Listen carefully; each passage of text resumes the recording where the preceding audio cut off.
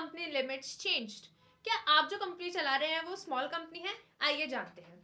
1 दिसंबर 2025 को ministry of corporate affairs ने एक नोटिफिकेशन जारी किया जिसमें उन्होंने बताया कि स्मॉल कंपनी की डेफिनेशन में कुछ अमेंडमेंट आया है। तो अमेंडमेंट क्या है जानते हैं। जहां पहले स्मॉल कंपनी कहलाने के लिए आपकी paid up share capital up to 4 crore rupees होनी चाहिए थी, तो उस लिमिट को बढ़ा के 10 करोड़ रुपीस कर दिया है। एंड कंडीशन नंबर 2, जहां पहले टर्नओवर 40 करोड़ रुपए तक होनी चाहिए थी, अब उसको बढ़ा के 100 करोड़ रुपए तक कर दिया गया है। तो as per section 2 clause 85 of the companies act 2013, अब आप कौन कौन सी कंडीशन को फुलफिल करोगे तब आप एक स्मॉल कंपनी कहलाओगे।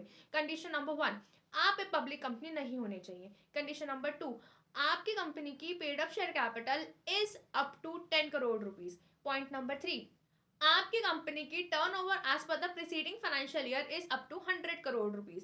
दैट मीन्स आज अगर हम फाइनेंशियल ईयर 2025-26 की बात करते हैं और 2025-26 में अगर आपको असर्टेन करना है क्या आपकी कंपनी एक स्मॉल कंपनी है, तो आप preceding financial year that means 24-25 की टर्नओवर चेक करें। अगर 24-25 में आपके टर्नओवर 100 करोड़ रुपीज से ज्यादा है तो आप स्मॉल कंपनी नहीं हो। बट अगर अप टू 100 करोड़ रुपीज है तो फॉर द फाइनेंशियल ईयर 2025-26 आप स्मॉल कंपनी है। नेक्स्ट, आप एक सेक्शन 8 कंपनी नहीं होने चाहिए। नेक्स्ट, आप होल्डिंग या सब्सिडियरी कंपनी नहीं होने चाहिए। एंड पॉइंट नंबर नेक्स्ट, आप कोई भी ऐसी कंपनी या फिर बॉडी कॉर्पोरेट नहीं होने चाहिए जो कि स्पेशल एक्ट से गवर्न होता है, जैसे कि banking company. Banking company is regulated by banking regulation act 1949। जैसे कि insurance company is regulated by IRDA act 1999। IRDA means insurance regulatory and development authority act 1999।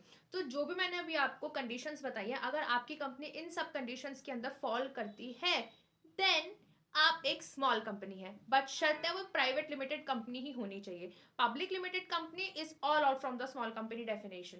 तो अगर आप इन सब शर्तों को पूरा करते हैं तो आप एक स्मॉल कंपनी है। Follow and subscribe for more such insightful content.